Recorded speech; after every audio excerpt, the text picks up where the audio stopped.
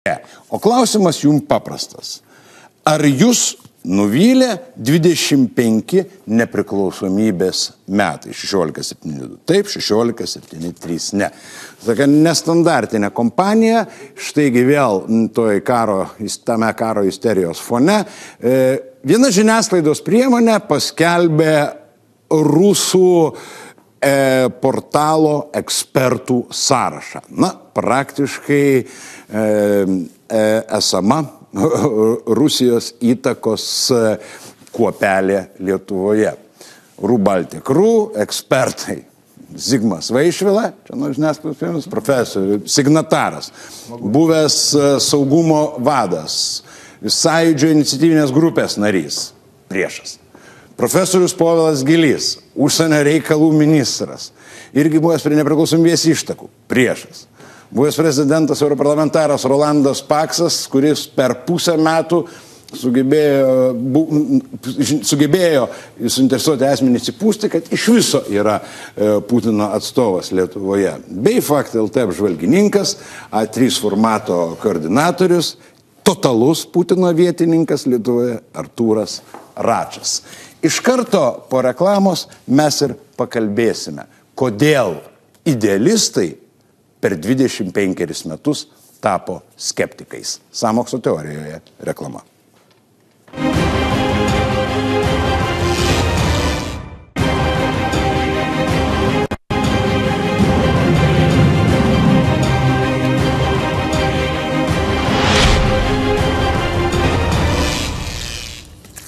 Grįžtame į sąmokslo teoriją, ar jūs nuvylė 25 nepriklausomybės metai Zigmas Vaišvila, Artūras Račas, Povilas Gilys, Rolandas Paksas. Kodėl? Pirmas klausimas, užvedant į pamąstymus, 4 amžiaus, tai yra daug. Tai yra daug. Nors atrodo, kad tai buvo tik vakar. Čia jau senatvės požymis. Kodėl per 25 metus idealistai ir patriotai tapo skeptikais ir galų gale apšaukti Rusijos įtakos veikėjais? Artūrai, nuo jūs. Aš nežinau, ar taip visi jau tie idealistai tapo skeptikais. Aš, pavyzdžiui, iš tikrųjų nesu skeptikas. Aš esu stovintis eilėje prie vilties. Tai, jau, iš tikrųjų, 25 metai yra labai daug. Aš čia pagalvojau, reiškia, yra truputėlį daugiau negu aš viso gyvenau. Ir tada, kai taip lygini, tai iš tiesų yra labai daug. Bet kita vertus, jeigu grįžti tuos 90-osius metus ir pabandyti prisiminti, o vis dėlto, kaip mes tada jautėmės, ar ne, kaip mes tada gyvenom ir ko mes tada tikėjomės, ar ne. Tai žinoma, galbūt tos viltis ne visas išsipildė, bet vis tiek per 25 metus mes nuveikėm labai daug. Ir mes tiesiog pamirštam tos daugumą blogų dalykų, kurie tada buvo iki 90 metų ir stengiamės žiūrėti tik tai, ką mes norėtumėm, kad būtų dar geriau. Bet mes vylėmės, kad būsime laisvi. Mes esame laisvi. Kad mus gerbs mūsų valdžia, mus gerbs mūsų tarnybos, mus gerbs mūsų kaimynai.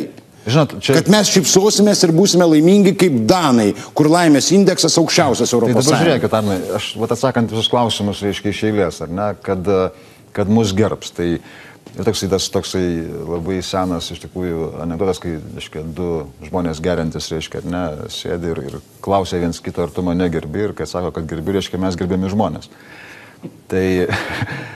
Tai aš manau, kad tiek tu mane gerbi, tiek aš tave gerbiu, tiek mes čia tarpusavį, tarkim, visi 5, galbūt kaip žmonės ar ne, vieni kitus gerbiam taip pat lygiai. Tai pagarbos nereikia ieškoti visur iš tikrųjų. O kiek ant jūsų visų 4 yra, manęs yra patyčių? Bet tai yra visiškai nesvarbu, jų visą laiką buvo ir visą laiką bus, netgi pačioj, nežinau, utopijai, reiškia, ne, Kampanelos tikriausiai irgi ir būtų patyčių, jeigu tokia būtų iš viso. Kitas dalykas, kalbant apie valdžią, ne, tai gerai, valdžia kartais galbūt ne visai gerbė savo piliečius, bet prisiminkim 900 metus ir pasižiūrėkim, kas yra šiandien. Šiandien mes jau galim bandyti bent jau klausti, ar ta valdžia teisingai elgiasi. Mes galim kritikuoti, kaip norim tą valdžią. Kaip? Mes galim kritikuoti valdžią, mes galim pagaliau, nuo mūsų sprendimo, iš tikrųjų tik nuo mūsų sprendimo priklauso, kas bus toje valdžioje. Ar tai buvo 900? Ne, nebuvo. Tai aš manau, kad... Bet 90 žmonės buvo pasiryžę mirti už valdžią. Prisiminkim sausio mėnesį. Aš manau, kad ne už valdžią buvo už Lietuvą. Už valstybę. Ar ne? Už nepriklausomą valstybę. Tai aš manau, kad šiandien tikriausiai tų žmonių taip pat yra nemažai, kurie pasiryžę būti tą patį padaryti visiškai. Ir šią prasme mes tikrai negrįžom atgal. Tai aš tikrai nesu pesimistas. Rolandai. Na, aš tai vis tik norėčiau sugrįžti prie Arno pasveikinimo. Čia jis mus taip originaliai visus pasveikino.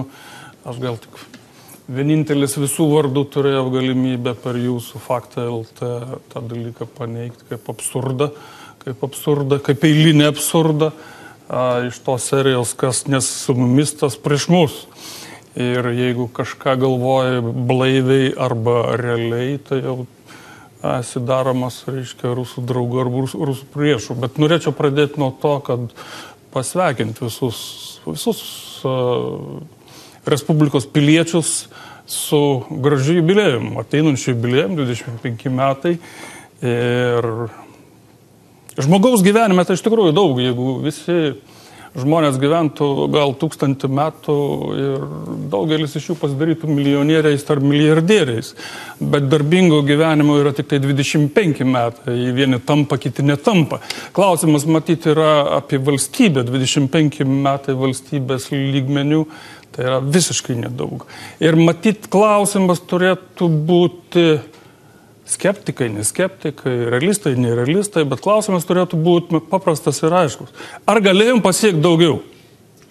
Ar galėjom pasiekti daugiau ir mes galėtume perbėgti, pasižiūrėti per tuos istorinius metus, 25 metus, ar galėjom išvengti tų klaidų? O gal galėjom padaryti geriau? Man atrodo, kad čia būtų pagrindinė laidos vinis ir ašis. Galima daryti kitaip, aš labai trumpą repliką, galima kitaip žiūrėti, galima žiūrėti iš tiesų, mes turim sesės, ar ne, mes turim Latviją ir Estiją. Startavom beveik vienu metu ir galim bandyti lyginti iš tikrųjų, ar ne, ta pati starto pozicija, ta pati beveik istorija ir kur šiandien yra Latvija, Lietuva ir Estija. Ir jeigu pasižiūrėsim iš tikrųjų, mes tarp jų bent jau tikrai nesam blogiausi, mano supratimu. Su mažiausiam algom. Gal nesam geriausi, bet nesam ir blogiausi. Taip, prašau. Pratęsiu, kadangi paskui mes nueisim į kitas temas. Tai galim dar išplėsti palyginimus. Pažiūrėkim, kaip gyvena, kalbam apie visumą. Ne tik apie materialinius dalykus Estai, Latvijai, bet ir kitos tarybinės respublikos. Ir norėčiau pradėti nuo pozityvo visgi. Aš taip domiuosi, kadangi globalizaciją dėsčiau, tai kaip gyvena kitos šalys. Ekonomika, pavyzdžiui. Mūsų nacionalinis produktas vienam gyventojui 3 kartus didesnis negu Ukrainoje, gerokai didesnis negu Baltarusijoje, kokį 6 kartus didesnis negu Uzbekijoje. Vadinasi, nėra tai blogai, bet aš pratęsčiau dar gerbimo Artūro mintį. Mes, pavyzdžiui, pagal nacionalinį produktą vienam gyventojui su Estais, Latvijais esame maždaug vienodam lygiai, mes daugiausiai. Aš tik šiandien įsitraukiau duomenis Pasaulio bankų. Didžiausias skaičius, taip? Bet kai pažiūri minimalią algą, vidutinę algą, kažkokia fantastika išeina. Net vargšai Latvijai, kurie turi, reiškia, turėjo didesnių bėdų per krizę negu mes, jų minimalus darbo užmokestis yra kokių 30 bent eurų didesnis, 100 litų. Vidutinė alga ten kokių 60 litų. O, sakysim, Lenkų vidutinė alga kokių 110 eurų. Tai žiūrėkit, 400 litų. Minimali alga didesnė, irgi 400 maždaug litų. Vadinasi, viena iš problemų yra ta, kad gal mes praradom nemažai produktų. Iš tikrųjų, galėjom prarasti mažiau. Vat kaip čekai, jie ėjo aksominės revoliucijos keliu. Na ir pas mus nebuvo pati žiauriausia, kaip Rumunijoje, sakysim, kruvina labai revoliucija. Bet mes tikrai praradom labai daug ūkiškai. Bet vis tiek galėtume netgi ir šitą savo pyragą nacionalinį padalinti lygiau, teisingiau ir tai tikrai nesužlugdyktų verslą, ką mums laisvosios rinkos fundamentalistai nuolat teigia. Ir čia yra blogai, kadangi neteisybė virsta nepasitenkinimu, nusivylimu valstybė, skepticizmu. Taip kad problemų turim vien dėl to. O ką kalbėti apie demokratiją? Pavyzdžiui, aš nesu... Tai prie demokratijos gal mes grįšim. Čia gal trumpa replika iš tikrųjų. Ta, ką kalba profesorius, yra du skirtingi dalykai. Mes kalbame apie Lietuvą kaip valstybę, ką jinai pasiekė. Ne? Tai Lietuva kaip valstybė pasiekė labai daug. Klausimas iš tiesų yra, ar piliečiai sugebėjo daryti įtaką žmonėms, kurie priima sprendimus, kad tie pasiekimai pasiektų kiek manoma daugiau žmonių. Tai šitoje vietoje atsakymas iš tikrųjų galbūt yra ne. Aš sutinku. Aš dar išplėšiau diskusiją, jeigu būtų galima, nes jaučiu, kad reikės tą diskusiją išplėsti. Nes faktiškai viskas yra suprantama palyginant. Viskas yra suprantama palyginant. Ekscelencija pasakė palyginimą tarp buvusių Sovietų Sąjungos valstybių. Galima lyginti... Aš labai atsiprašau, manęs kažkaip nešildo, kad mes geriau gyvename negu uzbekai. Neįdomu man. Aš tik noriu užsiduoti kriterijus. Pirmas dalykas, mes galėtume lyginti tarp Europos Sąjungos valstybių. Treti nuo galo. Bet kuriuose kriterijuose? Arnai, sekundėlę. Korupcija pirmie. Sekundėlę. Tarp Europos Sąjungos valstybių mes galim lyginti. Mes galim lyginti tarp pasaulio valstybių. Drąsiai galim lyginti ir surasim, aiškiai, įvairių, pradedant laimės indeksų, baigiant žmogaus pragyvenimo lygį ir panašiai. Galim lyginti pirmąją Lietuvą, tarpukario Lietuvą, ką pasiekė žmonės, ką pasiekė signatarai, ką pasiekė, reiškia, mūsų lyderiai su dabartinė. Mes turėtume pasirinkti kriterijus, ką mes lyginam. Ir ką mes norėtume, reiškia, tuom išreikšti. Tai gal apsibrėžkim, su kuo lyginam. Aš apibrėžiu. Gerai. Orus dirbančio žmogaus išgyvenimas ir orus pensininko laukimas paskutinės dienos. Orientuojantis į vokiečių pensininką, į amerikonų pensininką, į prancūzų pensininką, kuris išėjęs gali sau leisti gydytis ir važinėti, ilsėtis ir važinėti aplink pasaulį. Čia jeigu mes apibrėžiam, kai orus dirbančio žmogaus gyvenimas, kur užgaunama alga, jis gali oriai pragyventi. Kodėl Estai Latvijai geriau gyvena? Mano čia paskutinis, o jūs toliau sakykit, jiems nereikėjo mokėti 100 milijonų už fantastinius atominius projektus, jiems nereikia dabar išlaikyti prabangaus independence. Aš labai trumpai. Aš manau, kad klausimas iš principo yra populistinis. Labai gerai. Man labai iš tikrųjų keista, nes čia kaip ir nerinkimo agitacinė laida. Nes kas yra orus pragyvenimas ir nuo ko jis priklauso? Tai jeigu... Orus pragyvenimas priklauso nuo algos. Taip, nuo algos, bet aš kitą dalyką nebus. Pavyzdžiui, kalbant iš tikrųjų apie pensininkus, ar ne, tai jeigu mes kalbame apie pensininką, kuris išėjo, tarkim, į pensiją, prieš 10-15 metų, arba, tarkim, prieš 5 metus yra vienas dalykas. Bet jeigu mes kalbame, pavyzdžiui, apie pensininkus, kuris dar išeis į pensiją dar po 10 metų, tai jau mes turėtume truputėlį kitaip mąstyti. Klausimas yra, ką tas pensininkas darė, kol jis nebuvo pensijai. Ir čia ne tik tai valstybės rūpestis. Mes galbūt... valstybė turi rūpestis kiekvienu žmogum. Mes ne džiunglėse gyvenam. Palauk, truputėlį. Yra kita problema. Mes vis bandom lyginti nepriklausomą Lietuvą ir buvį, ar ne, su sovietinė santvarka, kai valstybė visais rūpindavosi. Vienas iš geriausių skirtumų tarp sovietinės santvarkos ir nepriklausomos valstybės yra tas, kad nepriklausoma valstybė suteikia žmogui, kuris mąsto, taip pat ir savim pasirūpinti. Ar ne? Taip, valstybė turi padėti, valstybė turi skatinti, paauklėti galbūt šiek tiek, bet žmogus tuo ir skiriasi šiandien nuo sovietinės. Sovietiniai santvarkai jis net negalėjo savim pasirūpinti. Šiandien mes turim draudimą, mes turim pensijų fondus, mes turim galimybę taupyti, mes turim galimybę investuoti. Yra daug dalykų, kur protingas žmogus galvoja pats apie savo pensiją. Ir šią prasme mes nuėjom labai toli iš tikrųjų nuo sovietinės. Mes neturim laukti, valstybė man atnešant ant lėkštelės. Bet jeigu valstybė negerbė žmogaus, tai žmogus ir net nenori rūpintis. Prašau. Tai dėkui, gerbėmėjai, tai galime mes turėti vieną nuomonę, kitas kitą, aš manau, mes daugmaž suprantame. Tačiau, jeigu mes kalbame apie mūsų žmonių požiūrį, tai aš noriu priminti paskutinius Galapo instituto tyrimus, kur vertino visų žmonių gyvenančią konkrečioje valstybėje požiūrį ir nusivylimą viskuom. Visų pirma, savo valstybę. Pirmoji Sirija, antroji Afrikoje Gana, trečioji mūsų gražioji Lietuva. Atsiprašau, Taip. Čia Gelapo institutas vertino nusivylimą savo valstybę? Taip. Vienas mano draugas ruošiasi iš Ganos ir importuoti savo žentą. Na, tai dabar klausimas ir yra. Aš pakalbėsiu jau kaip pristatytas geras ekspertas 2009 metais Kremliaus portalas Regnum.ru. Vienintelį mane iš Lietuvoje esančių piliečių pristatė kaip signatarą, vienintelį trukdantį įgyvendinti jų planą, įgyvendinti planą prezidentę padaryti Dalią Grybauskaitę, kuri įgyvendins su konservatoriais viską, ką reikia ir amerikonus pastatys į vietą. Tai džiugu, kad dabar jau daugiau nepavyko ir džiugu, kad jau daugiau mūsų yra pajėgos didesnės, tai dabar pakalbam rimtai. Kovo 11 ir iš vis mūsų atgimimo laikotarpis žmonės gyveno lūkesčiu, kad atkurta valstybė bus jų valstybė ir jinai užtikrins tai, ko jie siekia. Kad valstybė tai yra visos bendruomenės instrumentas užtikrinantis jai pragyvenimą ir klestėjimą. Be abejo, viskas yra tai, kaip mes kuriame.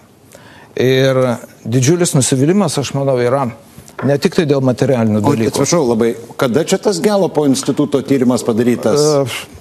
Tai šviežus jau šiemetinis. Šiemetinis tyrimas, Sirija, Gana, trečioje vietoje lietuviai, kurie nusivylė savo valstybę. Kurie didžiuojamės ir dėja taip vertiname. Nors vienoje pozicijoje esame treti bronzininkai. Tai dabar šitoje situacijoje klausimas yra, kodėl žmonės taip tikėjo savimi, savo atkurta valstybė, apgynė ją ir sulaukė jos pripažinimo, nusivylė.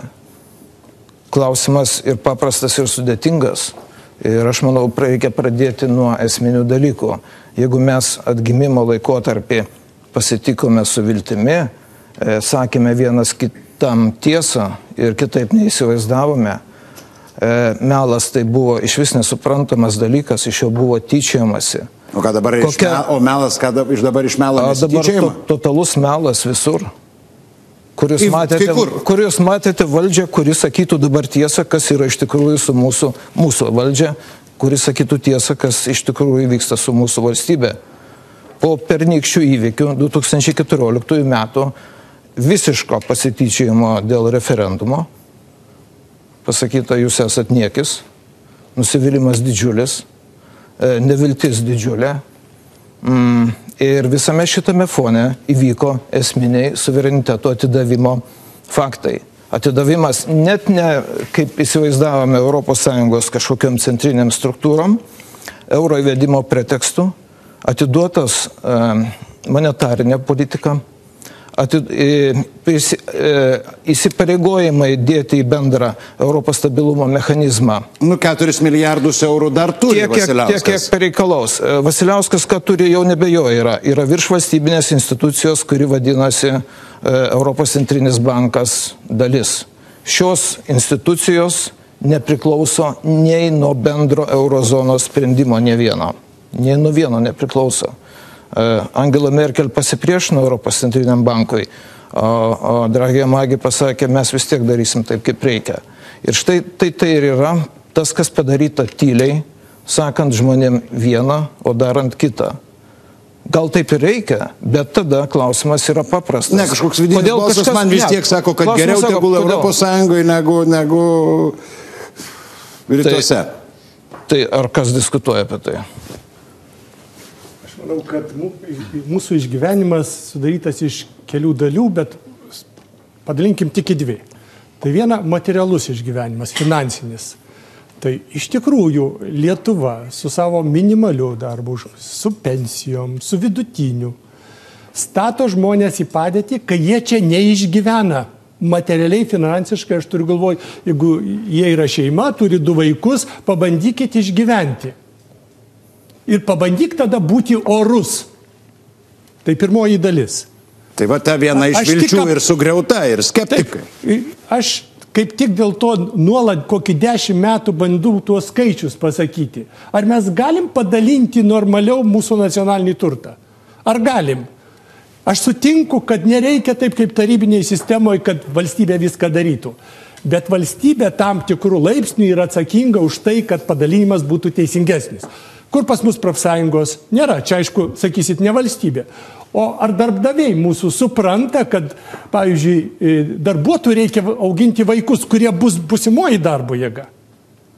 Ir tada mes klausiam, kodėl žmonės išvažiuoja, kodėl jie emigruoja. Juk emigracija esminis gyvenimo kokybės prastumo įrodymas. Žmonės neišgyvena. Antra, jie nemato perspektyvos teisingoje aplinkoje gyventi, kadangi neteisybė mūsų supa visur. Na, sakysim, tiksliau pasakė Zigmas Vaišvila, melas. Melas. Per 25 metus aš turiu įsibujojęs daugybę pavyzdžių, melas. priminsiu tik vieną. Snoro skandalas. 3-4 milijardai litų. Čia pradiniai. Taip. New Yorko arbitražas. 3-4 milijardai yra pinigas. Ir mes juos pasiskolinom. Mes galėjom pasiskolinti ir kažkaip juos panaudoti konstruktyviem dalykams. Mes praktiškai juos praradom, dengiam skylę, kuri atsirado dėl to, kad, manau, ten buvo ir juridinių, ir ekonominių klaidų. Nu, pavyzdžiui, ten kažkuris tai amerikonas sako, bankas yra mokus, bet nėra likvidus. Nu, jeigu paprastai, reiškia, jeigu mokus, tai jis negali bankrutuoti. Čia yra laikinos problemos. Mes per tokius dalykus, arba energetiniais projektais. Galbūt keli šimtai milijonų. Taip, profesoriau, padarykime dar vieną pertraukėlę, nes atėjo laikas reklamai, bet nedidelė replika. Jūs čia sakėt, kad neteisingai padalinama arba gal galima iš vidaus produktų padalinti daugiau. Taip. Galima teisingai. Bet tik išrinktiesiems. Energetikam reikėjo, jie pasidalino 400 milijonų, saviom kompanijom reikėjo, buvo padalinti 300 milijonų per įvairiausias konsultacinės ir tyrimų įmonės vystant atominę elektrinę. 100 milijonų tiem, kam reikia, tie pasidalina, o visi kiti kenčia. Sąmokslo teorija. Lygiai po savaitės Lietuvos valstybei, naujai valstybei 4 amžiaus. Valstybei tai yra mirksnis, žmogui tai yra beveik visas darbingas amžius. Prašau, Rolandai, jūs norėjote pratesti Povilo profesoriaus mintį. Taip, aš norėjau pratesti ekscelencijos ministro mintį, kad mes čia tikriausiai visi žinom daug tų skaičių, kokioje vietoje pasaulio Lietuvoje yra, ar tai būtų emigracija, ar tai būtų gimstamumas, ar minimalios pajamos. Tas baisus skaičius, kad esam treti. Tas baisus skaičius, reiškia, ar tai būtų skurdo riba, ar laimės indeksas, žmogaus socialinis raidos rodiklis, ar minimalios pajamos, minimali pensija. Bet aš vis tik tai palaikyčiau Artūrą, kuris pradėjo kalbėti nuo to, kad mes kaip valstybė per 25 metus pasiekėm daug. Iš tikrųjų mes pasiekėm daug ir šiandien klausimas turėtų būti, ar, dar kartą kartuoju, ar pakankamai pasiekėm, kokias klaidas padarėm, reiškia. Gerai, išvardinkit 3 didžiausias. Nu, žiūrėkit, reiškia, aš ne 3 išvardinsiu tas klaidas, aš išvardinsiu daugiau tų klaidų. Aš visą laiką pravažiuoju Gedimino prospektų pro Lūkiškių aikštę. Ir aš visą laiką matau tuščią purviną aikštę ir mes neturim pastatę ten net paminklo Lietuvos valstybingumui 25 metai. Neturim. Ką aš noriu pasakyti? Aš noriu pasakyti, kad mes neturim plano. Mes kaip valstybė neturim plano, kur einam.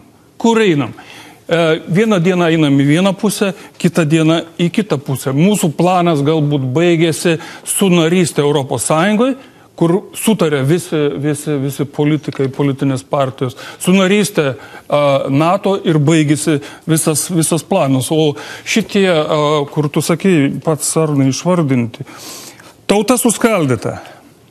Privatizacija galim pavadinti prihvatizacija. Iškart atstačius nepriklausomybę, banditų siautėjimas, kuris normalius verslininkus pastatė ten, iš kur jie neatsikėlė. Laivynas, aviacija, kur mes neturim su mūsų ženklais nei laivyno, nei aviacijos. Ignalinos antro bloko uždarimas, jeigu nori toliau reiškia. Bankų griūtis, bankų privatizacija, valiutos praradimas, emigracija, skaičius, įsivaizduojat, 788 tūkstančiai per nepriklausomybės metus. Tai yra 1/4 visos tautos. Žiūrėkit, dvigubas ištremtų skaičius. Taip, tai žiūrėkit, toliau sakau, tu sakei 3, aš dar pasakysiu keletą dalykų. Tai aš atsimenu, buvo užsienio politikos tokie prioritetai, 3 mes turėjome, ne? NATO, Europos Sąjunga, gera kaiminystė. Kokie santykiai dabar pas mus su kaimynais? Kurie kaimynai pas mus skaitosi geri? Toliau, kas, man atrodo, pats baisiausias. Dabar Lenkai geri. Kas pats baisiausias dalykas, man atrodo, šiandien yra. Tai yra totalus valdžios atitrukimas nuo tautos. Totalus. Kai tautos reikia, tai reikia tik tai balsavimo metu. O tautai supratus tą dalyką, jinai balsuoja kojomis ir į kitas valstybės. Monopolija atsiradimas, kas sunaikino smulkų į vidutinį verslą. Aš dar pavadinčiau šarlatanų užsienio konsultantų pas mus monopolis. Važiuoja kas netingi, užsidirba kas netingi didžiausias pinigus. Jūs čia turite omenyje atominės projektą ir Snoro uždarimą. Aš turiu apskritai. Aš matau, reiškia, nuo ryto iki vakaro vieną konsultantą paskutiniais metu. Tai Lukasas. Daugiau nieko. Neturime iš užsienio jokio konsultanto, tik vieną. Ir visa valstybė važiuoja pagal tą konsultantą. Na, ir jeigu dar palieščiau didžiulę dalį spaudos, na, nepriklausomumo santykį su priklausomumu, jūs suprato, kad tai būtų daugiau negu 3. Kas yra nepriklausomumo santykis su priklausomumu spaudoje, žiniasklaidoje? Na, vėlgi, reikia žiūrėti iš tikrųjų nuo to, kur pradėjome. Ne, atsispirkime 900 metų. Tai jeigu lyginsim tas, kas buvo prieš 900 ir šiandien, ar ne, tai žiniasklaida turi galimybę būti laisva. Ar ne? Turėti galimybę ir būti laisva yra 2 skirtingi dalykai. Tai tiek žmonės, tiek valstybės, tiek partijos, tiek kas nori, ne visą laiką pasinaudoja galimybėm, kuriom turi. Ne? Ir valstybė iš tikrųjų dėl to nekalta. Sprendimus daro iš tikrųjų tam tikri konkretus žmonės. Aš čia noriu sureaguoti ir į Zigmą, ir į prezidentą truputėlį, reiškia, kai Zigmas kalbėjo apie sprendimus dėl Europos Sąjungos, dėl Centrinio banko. Ir prezidentas agitavo. Vis minėjo valdžia, bet žiūrėkit, tai yra ta valdžia, kurią mes išsirinkom, vis tiek, nepriklausomose ir demokratiniuose rinkimuose. Ir sakykit, Zigmai, ką norit, reiškia, ar ne? Ta valdžia nieko su šautuvu, reiškia, prie urnų nevarė, žmonės tikrai ėjo ir balsavo. Ir per tą patį referendumą dėl žemės, jeigu galima, aš pasakysiu, per tą patį referendumą dėl žemės žmonės galėjo laisvai balsuoti. Tai, kad jie pasirinko balsuoti vienaip ar kitaip, tai yra jų pasirinkimas. Ir valstybė kūrė žmonės iš tikrųjų pirmiausiai, kurie balsuodami išrenka tą valdžią, balsuodami sprendžia vienaip ar kitaip referendume ir negalima sakyti, kad čia valdžia kažką padarė. Tai ta valdžia yra tokia, kokios šiandien žmonės nori. Gerbiamas Artūrai, o jūs paminėjote referendumą. Nedidelė replika. Jūs sakot, balsavo vienaip ar kitaip. Taip, referendumas neįvyko, bet kai tie patys žmonės, kurie naktim vaikščiojo rinko parašus, pamatė, kad po to, kai parašai buvo patvirtinti, valdžia darė viską, kad tas referendumas neįvyktų. Arnai, jeigu mes prisiminsim vėlgi 900 metus, 89, tuometinė valdžia darė viską, kad nepriklausomybės nebūtų. Nepaisant to, ar ne, žmonės, kurie labai norėjo tos nepriklausomybės, jie pasiekė ir valdžia negalėjo nieko padaryti. Tai klausimas iš tikrųjų šiandien galbūt truputėlį kitoks. Ar žmonės šiandien nori, kad Lietuvoje būtų kitaip? Ar jie yra pasirengę keisti visi kartu taip, kaip darė 88 per Sąjūdžio mitingus ir visur kitur? Ar jiems gerai taip, kaip ir yra?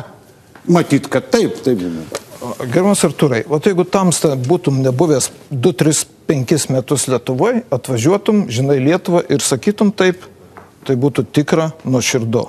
Tačiau mesgi visi matėm, kas vyko ir referendumo, ir kitais atvejais pernai visų pirma.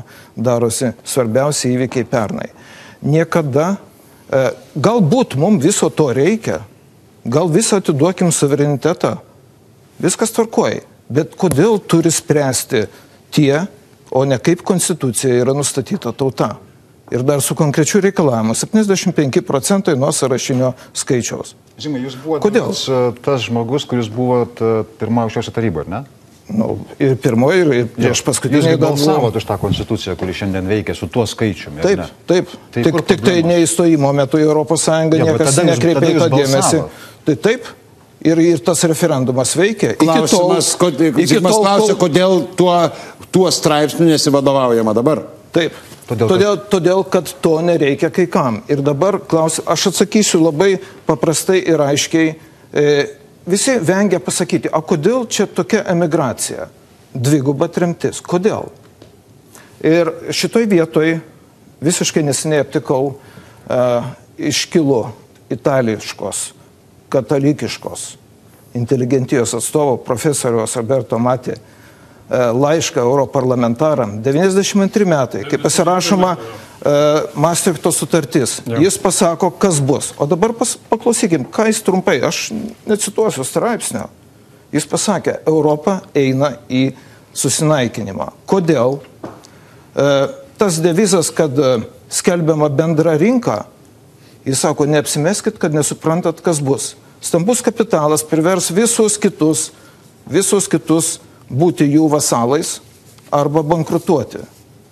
Ir šita betodariška atvira rinka, kai valstybės nebeturi jokių svertų, nei muitų gintis, jinai prives prie visiško chaoso, kuris baigsis, cituoju, bendroje rinkoje bus kariaujamas iki mirties karas. Ir visa tai veda į susinaikinimą. Monetarinė politika, Margaret Thatcher žodžiai. Kas per valstybę, kuri nekontroliuoja biudžeto, kuri nekontroliuoja savo monetarinės politikos. 88-92 metai ir Anglija pasirašo Maastrichto sutartyje išlygas tuo klausimu. Ir neapsimeskim, kad nesuprantam, kas vyksta. Zigmai, Anglija, Italija, tai truputėlį kitokio kalibro šalis, kad jos gali diktuoti. Tai palauk. Gerbiamas profesoriau, paskutinis akcentas. Tai šičia ir yra atsakymas. Tie didieji kapitalai ateina į rinkas, kurios neturi to kapitalo. Ir jiem reikia dirbančiųjų. Pigios, nemąstančios darbo jėgos. Mąstančios, bet pigios darbo jėgos, kvalifikuotos. Mūsų tuštėja, mes negalim nieko padaryti. Ir ar supranta dabar, jeigu kalbam apie karą, esminį dalyką. Ukraina tai yra karas dėl rinkos. Ji negali būti vienu metu ir vienoj sąjungoje, kaip minėjo muitų, ir kitoj sąjungoje. Ji negali. Yra karas. Dėl tos ekonomikos, dėl jos susilpninimo, karas dėl tos rinkos. Ir neapsimeskim, kad to nesuprantam. Aš labai trumpą repliką. Žiūrėkit, ir jūs, ponas Zigmai, ir jūs, ponas Paulai, ir jūs, ponas Olandai, jūsgi visi buvot politikai. Vienu metu netgi, reiškia, buvot daugumoje ir esate teisingai, atsiprašau. Ir visi esat buvę daugumoje netgi. Tai yra toj vietoje, kur priimami sprendimai. Šiandien dabar čia jūs, reiškia, visi trys, reiškia, virkojat, kaip čia yra blogai, kaip negai. Tai tas tada iš tikrųjų, jūs, Zigmai, 92 metais skaitėte tą patį monį. Tai kodėl nieko nedarėt? Negi valstybės saugumo departamentui. Tai 92 metais niekas net negalvojo ir nesitikėjo, kad mes įstosime, kad bus Europos Sąjunga ir mes ją įstosime. Tai reiškia, negalvojo. Protingas žmogus turi galvoti visada šiaip jau iš tikrųjų. 92 metais buvo Europos ekonominė bendryje. Griuvus socialistiniam lageriui, jie pamatė, kad atsiveria naujos rinkos ir jie pasiruošė ir tai padarė. Taip, mes buvome naivus, mes daug ko nesupratome. Ir ponas Artūras dirbo Seimo pirmininko patarėjų, aukščiausios tarybos pirmininko patarėjo. Visi buvome tokie patys žali pradedantis. Bet dabar problema yra tai, kad tai yra daroma. Mūsų valdžia sako kitaip, meluoja į akis, bet vis tiek daro toliau. Ir jokios atviros diskusijos. Tarybų valdžia mes nors iškviesdavo ant kilimėlio, atsiųsdavo atstovų, šnekėdavosi. Čia yra atvira diskusija. Čia, bet be valdžios.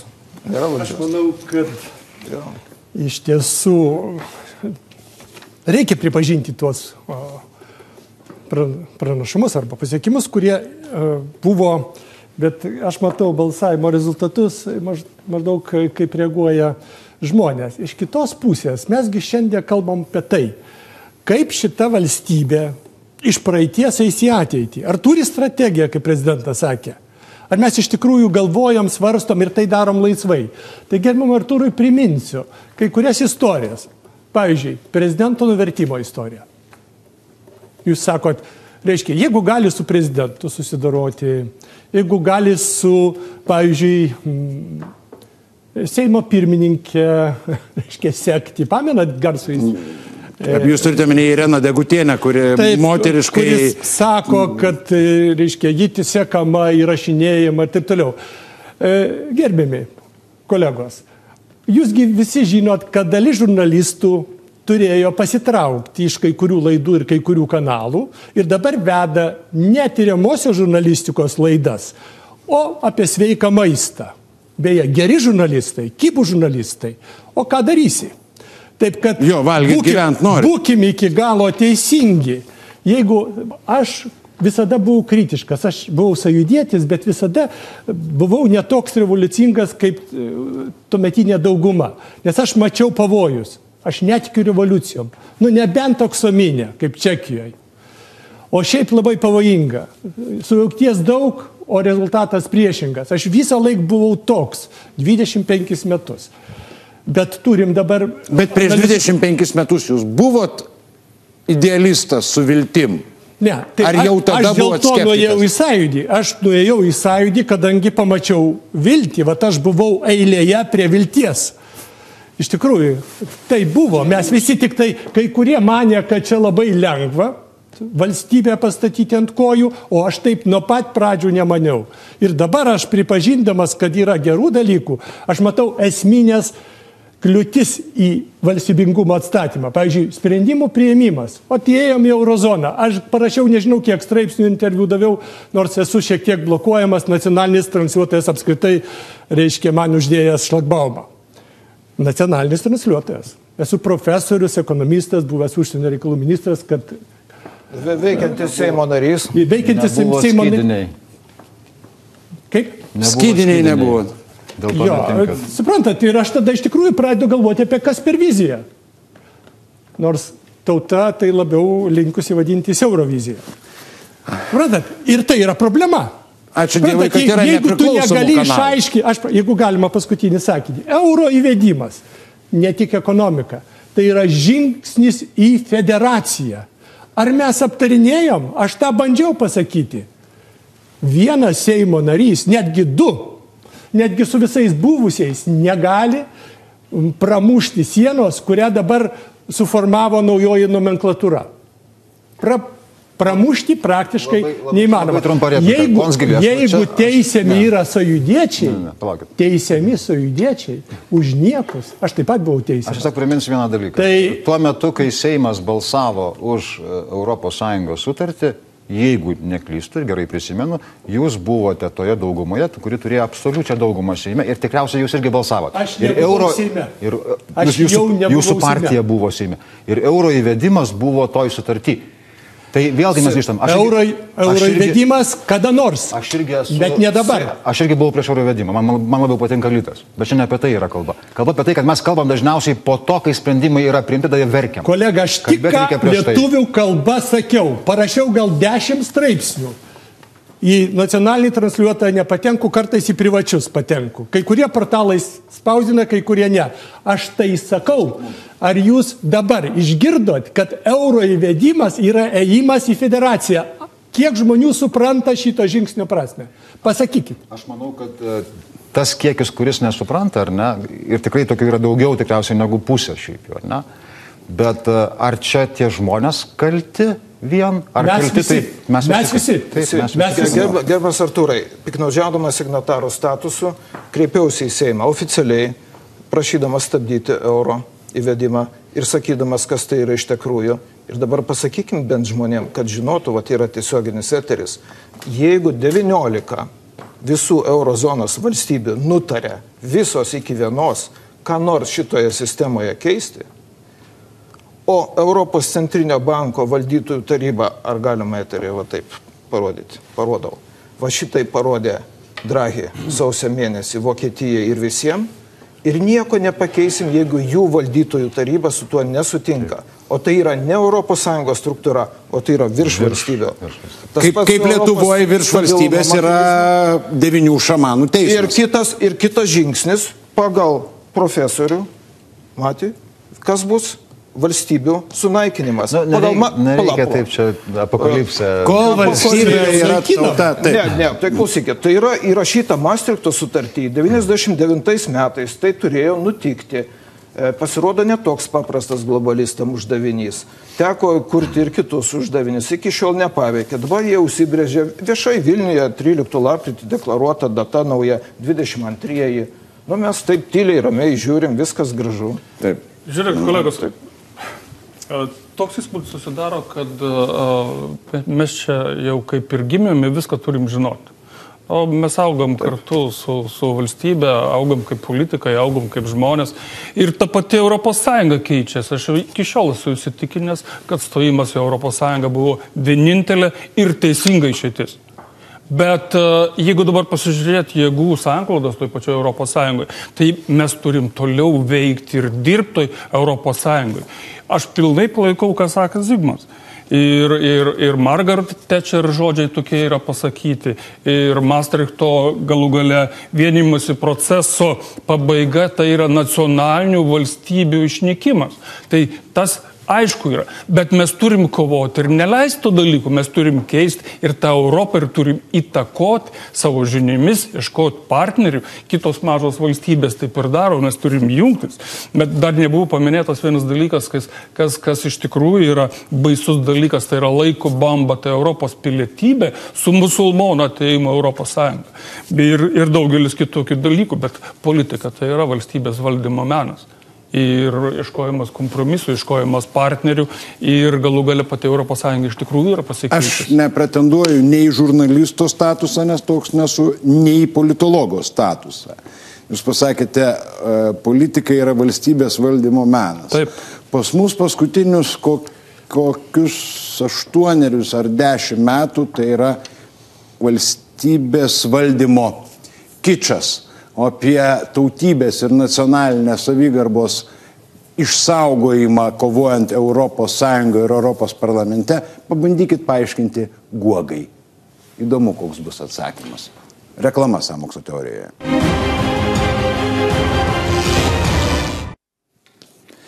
Grįžtame į sąmokslo teoriją. Reklamos metu sakėt, kažkokį įdomų skaičių turi trumpam, nes dar vieną nepaliestą temą turim paliesti. Čia tarpusavį šnekėjom su profesoriu apie Ukrainą užėjo kalba. Aš čia turiu užsirašęs, aiškiai, žinai, kad 14 metais Ukraina jau pilietinių karo metu tai 7% BVP nukrito. Aš dabar žiūriu 9 metus, reiškia, konservatorių valdymo metu 15%. 15. Aš paskutinis duomenis. Tai koks pilietinis karas paskutinis duomenis 15%. Gerai, dabar štai mes vėl grįžkime į tą duomenų tikslumas. Reiškia, nepriklausomybės 25 metį. Bet skola išaugo iki 90% nuo BVP. Gerbiamas Zigmai, grįžtame į temą apie nepriklausomybės valstybės 25 metį, kuris bus kitą savaitę, lygiai trečiadienį. Kodėl mes, supratau, mes praradom suverenitetą, būsim federacija, kada ten sakė 22 metais, 3, na dar turim gražaus laiko, 7 metus pakalbėti gal lietuviškai, bet gal net viskas taip jau apokaliptiškai. Tačiau per 25 metus mes, maža to, kad pagal Galapą esame patys labiausiai trečioje vietoje, reiškia prizininkai, žiūrintis arba nepatenkinti savo valstybę, tiek to. Kaip galima būti patenkintų valstybę, jeigu kažkoks Norvegas, nesvarbu iš ko, paima Lietuvos Respublikos pilietį ir jo neatiduoda ir niekas neturi galios jo atsimti. Kiek verta tokia valstybė? Per 25 metus, kas įsigalioja mūsų valstybėje? Valdžios organų nebaudžiamumas ir baimė. Turit ką nors pasakyti tom temom? Be abejo. Prisiminkim 2 atvejus. Labai smulkus, bet labai aiškus. Ulbinaitė ir prokuroras Valys. Vienas užvažiavo ant žmogaus, o kitas dalyvavo, ko gero, politiniai kombinacijai, kuri nepavyko. Bet buvo pažeistas įstatymas. Žiūrėkit, kaip viskas apsisukė. Jeigu čia būtų, pavyzdžiui, tvarkos ir teisingumo, ar, sakysim, mūsų politinės jėgos žmogus būtų sutryptas. Sakysim, rinkimai paskutiniai nuo ko prasidėjo? Nuo atakos prieš tvarką ir teisingumą ir kitas nesisteminės partijas. Taip? Labai fokusuotai. Aš čia į tai žiūriu kaip stebėtojas daugiau. Akivaizdžiai, ataka. Palaukit. Reiškia, galioja taisyklė. Saviems viskas, svetimiems įstatymas. Yra toks posakis. Tai nebaudžiamumas tiems, kurie priklauso tai valdančiai grupuotėjai. Taip, 4-6. Ir neapsimestinėkim, kad jos nėra. Aš kaip ta sakiau, grupuotė yra. Jos ribas gal nelengva būtų apibrėžti, bet mes nujaučiam, kad, pavyzdžiui, Konstitucinis teismas, kuris tik kas priėmė tokį nutarimą, kad jų pensijų, kaip ir visų teisininkų, negalima mažinti. Ir algų. Nors aukščiausio teisininko pensija yra 10 000 litų, didesnė, aš pažiūrėjau ministrų algas, ministrų 8-9. Reiškia, dirbantis ministras gauna mažiau negu pensininkas teisininkas. Tai... Kuris tuo metu pas Radvilą geria nemokamai degtinę ir valgo kokios nors putpelės. Ne, tai jie dar ne pensininkai. Ir jiem dar grįsus groja. Vestuvinės melodijas. Ir viskas, ne, bet Povilai, ir viskas gerai. Teisėjai geria ir viskas gerai. Žiūrėkit, vėlgi. Čia yra baimė. Ne, palaukit. Baimė judina. Nėra taip blogai, kaip čia Polas Gilys sako. Palaukit, gerbiamas Artūrai, 400 milijonų pavogė per energetikos įmonę, 300 milijonų išvaistė savo konsultantams. Aš tą jau girdėjau. Ir už tai gavo medalį. Prieš 2 savaitės Sekmonkas ir Kubilius. Ordinus, ką ten medalius. Dabar žiūrėkit.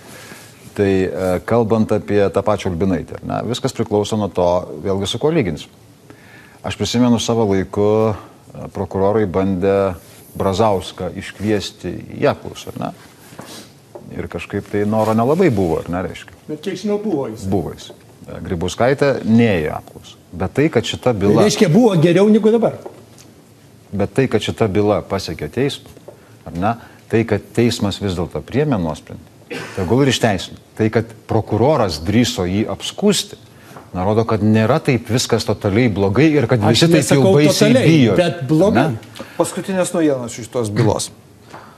Ar prisimenat, kad Ulbinaitė prezidento kanceliarijoje oficialioje spaudos konferencijoje prisipažino tai padariusi? Teismas to nevertino. Bet kadangi nuosprendis viešai buvo paskelbtas, aš vėl tą nelaimingą signataro teisę naudodamasis paprašiau generalinės prokuratūros pradėti ikiteisminį tyrimą, nes visas mechanizmas vyko prezidento kanceliarijoje. Jonas Markevičius, prezidentė, Grina, departamento VSD vadovas, visi modeliavo šitą dalyką prieš. Tai jų paprašiau teismus įvertinti, veiksmus įvertinti, gavau po gero mėnesio atsakymą, ką tik gavau. Žinot, koks jisai? Žinot, faktiškai jis reiškia nieko nežinom, ką daryti. Nes nei atsisakė pradėti iki teisminį tyrimą, nei pradėjo. Procesas neleidžia. O ką tai reiškia? Tai reiškia tą, ką profesorius Gilys sako. Taip, tai baimė ir aklas paklusnumas. Įsivaizduojat, prezidentės kabinete, jos patarėjo kabinete modeliuojama šitas visas scenarius, visi dalyvauja, viešai paskelbtas nuosprendis, sako, kad tai rimta valstybės paslaptis, rusai puola ir nulis. Ne, puola Vaišvila, Gilys, Račas ten tada, nežinom, turinio pažymos. Čia viena tokia slogiausių pastarojo meto istorijų, kuri vada iš tikrųjų, kad blogai su santykiu tarp prezidento ir vadinamųjų teisėsaugos institucijų, tai yra Valstybės saugumo departamento, specialiųjų tyrimų tarnybos, netgi FNTT, prisimenat Gailiaus. Nesakyčiau, kad užvaldymas tai yra laikina, aš manau, kad tai yra laikina situacija. Laikina situacija, kuria pasinaudojo šita prezidentė. Šita prezidentė nebus amžina, prisiminkim ir šitą, ar ne? Vis tiek jos kadencija antra baigsis, ateis kitas prezidentas, ar ne? Ir Lietuvos valstybė su 25 metais taip pat nesibaigia. Tai aš taip, žiūrėčiau tikrai optimistiškai, kad tokios prezidentės ar prezidento... Perduota patikimam prezidentui, kai tos bylos... Vėlgi, ponas Gilys, jūs sakot, perduota. Ar ne? Rinks ne Grybauskaitę, rinks ne Griną ir ne Ulbinaitę, ar ne? Teks paaiškinti, kaip Lietuvoje renka žmonės. Jie turi po vieną balsą. Visi. Ne? Ir šiuo atveju iš tikrųjų priklausys nuo žmonių. Ar jiems, dar labai svarbu kas yra, ar žmonėms įdomu tai, ar jiems rūpi, ar ne? Gali būti, kad žmonėms iš tikrųjų nerūpi, kad ten kažkokia Ulbinaitė nešioja pažymas kažkur tai, ar ne? Kad Grina ten, reiškia, susidės su ją, kuria planą, kaip padėti prezidentui per rinkimų kampaniją. Kodėl nerūpi? Todėl, kad žmonės nereaguoja į tai niekaip. Kodėl žmonės nereaguoja į tai, kad valį išteisino? Ne, nebijo. Nėra ko bijoti šiandien. Visų pirma, nežino. Iš tikrųjų, kas vyksta. Visų pirma. Aš manau, kad tie, kas nori žinoti, žino, nes informacijos buvo labai daug. Lietuvoje ir negąsdinkit žmonių. Lietuvoje šiandien bijoti nereikia. Šaudyt už laisvą žodį nešaudo, žiniasklaidos nešaudo. Zigmo nenušovė iki šiol, ar ne? Jūsų nieks nenušovė. Tai dar to betrūko. Bet yra žuvusių žmonių, beje. Labai žinomų žmonių. Gerai, tvarkoje, bet pats faktas, precedentas.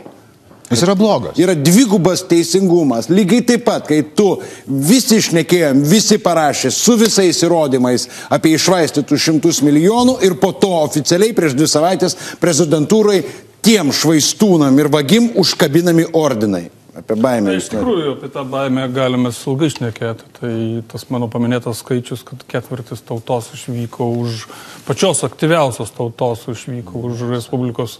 Aš manau, kad pačios aktyviausios tautos išvyko. Tai nebėra kam protestuoti, reikšti nepasitenkinimą. Tai yra vienas dalykas. Antras dalykas, aš labai abejočiau spaudos objektyvumų, ypač paskutiniais metais.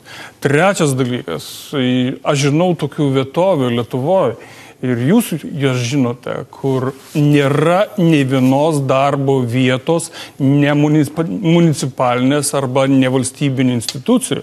Ir jeigu žmogus išdrįsta kažką tai pasakyti apie vietinės valdžios atstovą, jis ne tik tai, kad netenka darbo, bet ir jo šeima pragyvenimų šaltinių ir tą galima vardinti ir vardinti. Ir tai bendrai paėmus vadinasi baimė.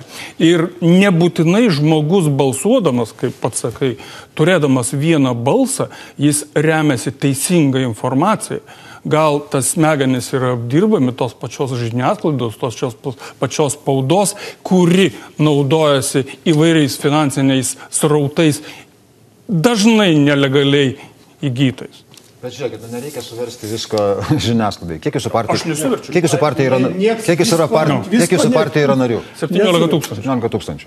Tai pagal oficialius duomenys 13. Na gerai, jeigu kiekvienas jūsų partijos narys, ar ne, aplankytų bent 10 savo apygardos rinkėjų ir paaiškintų jam, ar ne, kokia yra tikra situacija, kiek mes turėtume žmonių? 130. O jeigu po 20? O jeigu po 50? Pagal šitą logiką kalščiausias tas, kuris kažko nepadarė.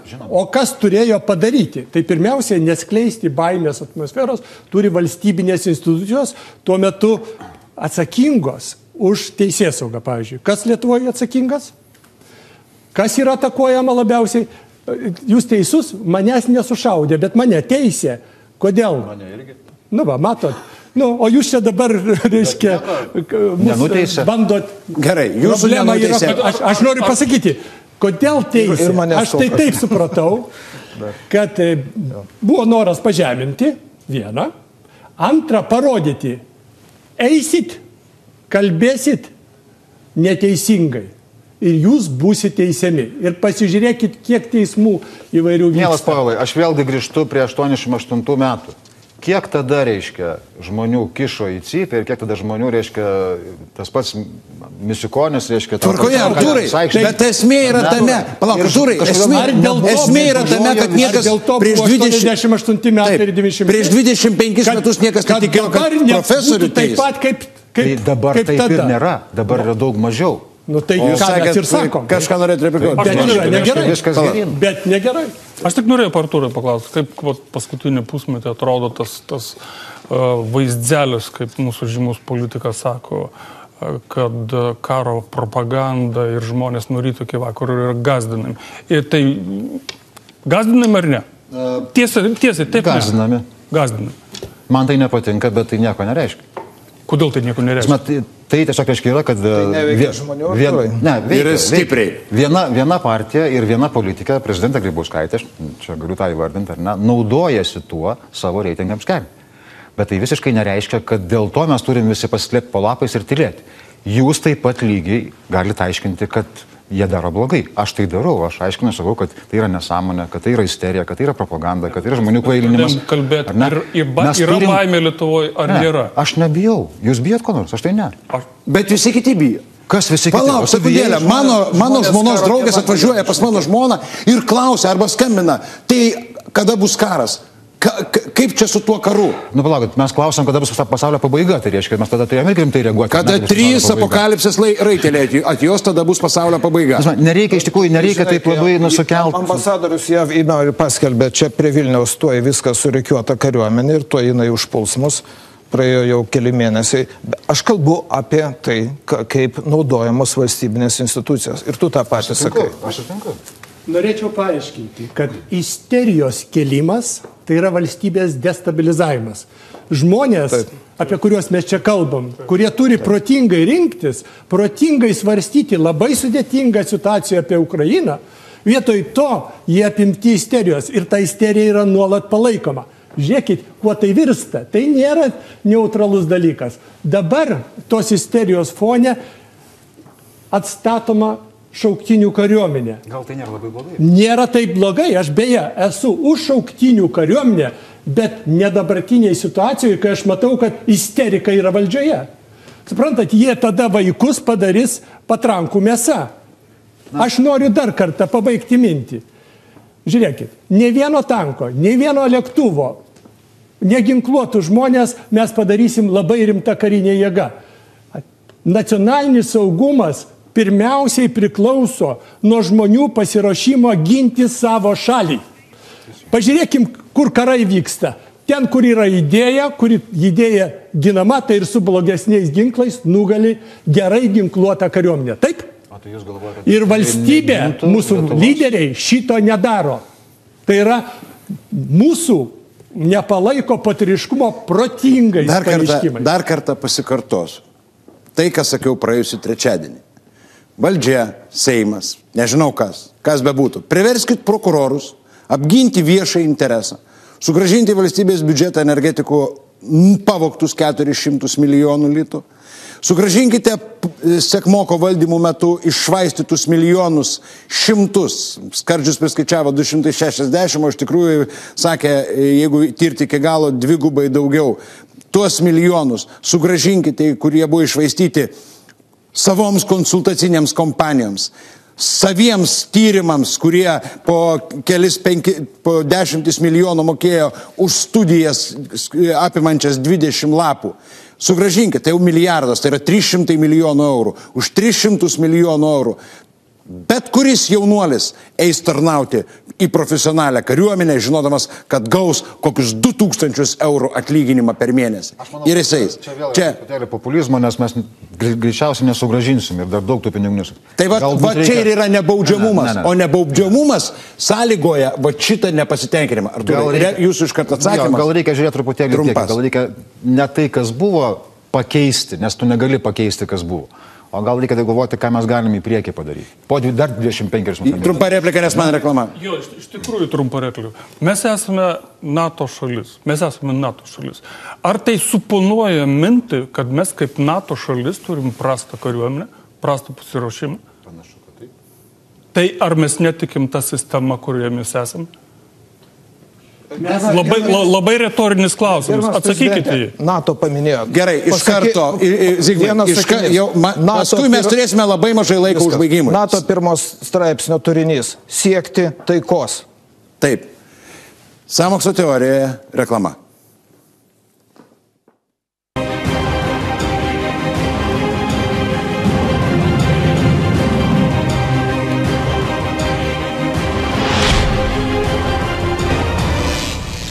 Pasakysiu vis tiek, žmonėm buvusiem idealistam, tapusiais skeptikams, trečioje laidos daly prasiveržė visgi tas sveikas pyktis dar kovoti už valstybę.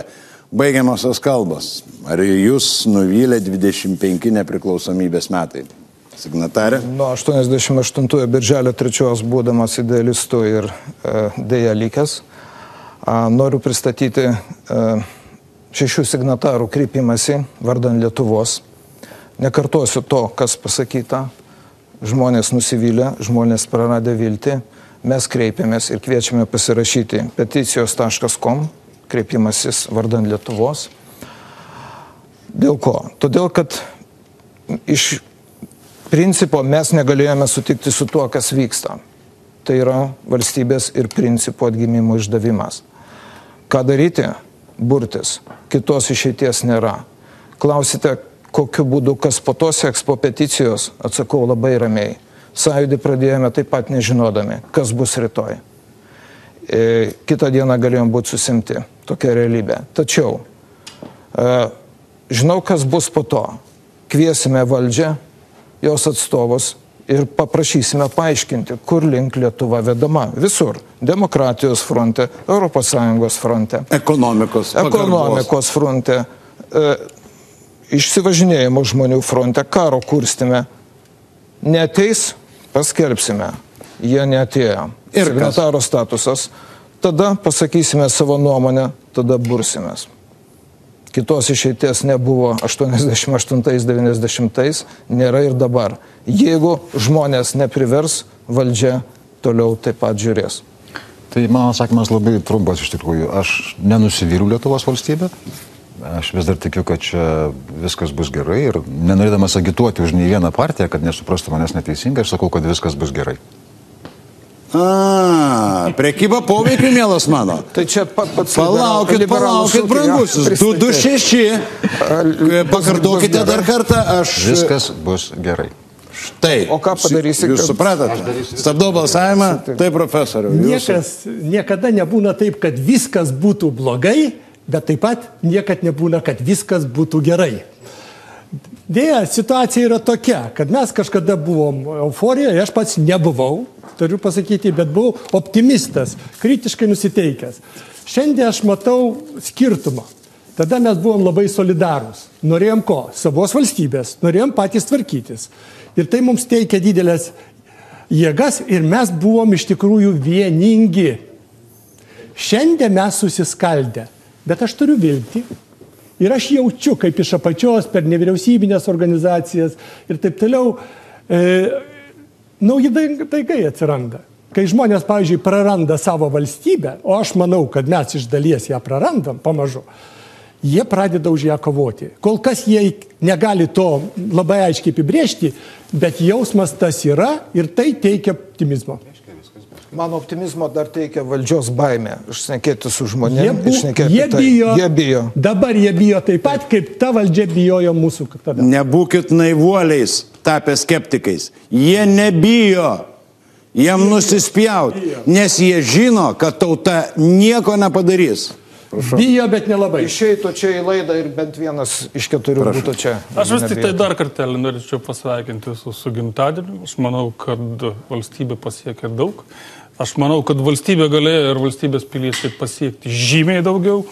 Man yra labai patikęs pasakymas, visiškai nesenai Žemaitijoje, specialiai nesakysiu pavardė, Šviesuolis, pasakęs, kad dalis Lietuvos žiūri rytus, dalis Lietuvos žiūri vakarus, nebėra kam žiūrėti į tautą, istoriją, lietuvybę, papročius, tradicijas, kultūrą, kalbą, į mūsų interesų gynimą visur. Man atrodo, kad mums visų reikia nusistatyti planus, tikėti, siekti tų planų, suvienyti tautą, o kažkodėl tai man atrodo, kad dvasinis žmogaus tobulėjimas ir mokslo simbizė tai turėtų būti mūsų Lietuvos ateitis. Prieš 13 metų vienoje sąmokslo teorijoje